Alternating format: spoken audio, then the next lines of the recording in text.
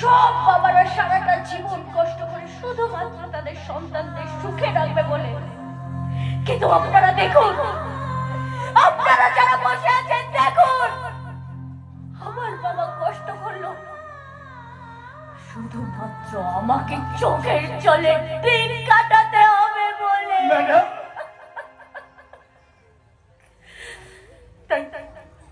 তাই মাননীয় দর্শকবৃন্দ,